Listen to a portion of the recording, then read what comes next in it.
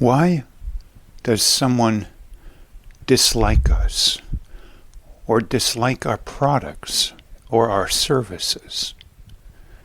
It seems to me there are lots of reasons, but if you really boil it down, I think there are only two camps here we're talking about. Either someone doesn't like us or our products or services for one of 50 reasons. Maybe you remind them about someone in their past that they suffered from. Maybe they don't like your gender. Maybe they don't like aspects of your sexuality. Maybe they don't like aspects of your morals in general. Even what country you come from. But, here is the rub. I think there is one thing that we can be disliked for that transcends all these other aspects. And so I say we have two categories here. And the one that is much harder to get past by far, I believe, is to be disliked because we disrespected somebody. I.e. that we impinged upon their self-esteem, hurt their self-esteem. I believe thus there are two forms of what you would call violence: physical violence and violence against someone else's self-esteem or emotions. So we can have physical violence and emotional violence. And ironically, I think it can be much harder to unravel emotional violence, especially when it's done in nonverbal communications or in our words, especially words that are right in the dictionary concerning people.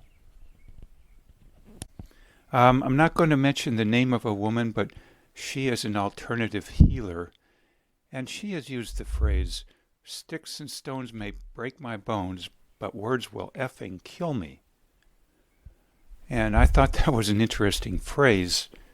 I may have spoken on this before, why that could be, my views on it. But at any rate, I believe it's very hard to take back our words if they are considered impinging upon someone else's self-esteem.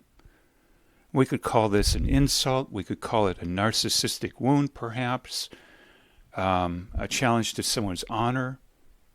But of course we know there have been duels upon duels in the past concerning honor, wars and feuds, sometimes that last generations, within parts of a country or between countries. There are also people who urge us to control what we can control in our lives, and then don't worry about the rest from other people. Now, I know that needs some clarifying, but at any rate, I believe what this is basically talking about is if we work on our level of respect, then all the other issues as to why someone might dislike us personally, aspects of us, or our product's performance, our services performance, that's a totally different matter then. I'll bring up one last point here then to exemplify this from World War II. And I know a little bit more than the average bear about this because I lived in Germany 3 years, and my mother and her side of the family all spoke German. She is born and raised in Poland, came to Ellis Island at age 12. And that is that in World War II there was the famous General Rommel, working for, shall we say, Mr. Hitler. And interestingly, it has been stated in various videos that I've watched that while of course Rommel was on the side of the Germans, the world all over had high respect for him in many a way. Even though, of course, we didn't agree with various aspects of who he was fighting for. And And this played out in a number of ways. His showing respect toward everybody. And so, while we disliked allies disliked Rommel in many a way, shape, and form, they did not dislike his level of respect toward anyone and everyone the planet over. I think that's the distinction that we need to make when we fear quote-unquote rejection in terms of being disliked. We need to separate out what it is that we're being disliked or even hated for. Yes, we've heard the word hate, of course. And I even have a t-shirt along the lines of keep hustling until your haters ask if you're hiring. A cute little phrase, but where do the haters come from? I believe they come in two camps. Those who dislike any of a number of things about us versus those who dislike, and I mean probably vehemently, being treated with disrespect. And of course, the topic of disrespect, I believe, ties into our words that we use, and any nonverbal communications too that kind of signal disgust or contempt. But of course, those are very ephemeral things, I think, that fade from our mind. But words, they stick in our mind if we hear a word that indicates disrespect, and that in turn is a complicated issue there, I believe, because I think our vocabulary is chock full when it comes to people of very disrespectful terms. That's my my view on how we can be disliked as to our product, our services, and ourselves in general. You might say our personality, our character, whatever you want to call it. We can be disliked once again for any of a number of things.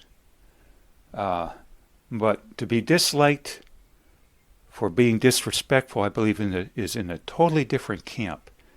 And if we can work on our respect level by working on our words and our nonverbal communications, then I think that is one thing, and everything else we just have to say, let fall the chips where they may. And surely, somewhere down the line, those fewer individuals with high levels of respect for everybody on the planet will shine, surely. I'm even reminded of the movie with Robert Redford, The Old Man and the Gun, I think it's entitled, to conclude here. And he was always, quote, such a nice guy, everybody would say, after a bank robbery he had just carried out. Nobody liked the fact he was robbing a bank, and yet maybe he did it with such a high level of respect that always stuck in everybody's mind. Nice guy, not just a smile, but the respect level, moreover, equaled the nice guy comment, I believe. I'll just close with that comment also. Rommel, greatly disliked the world over, unless you were a German, or on the German side, basically. And the bank robber, disliked by some people or more, and yet, perhaps in both instances, a high level of respect. Something to consider here, I think.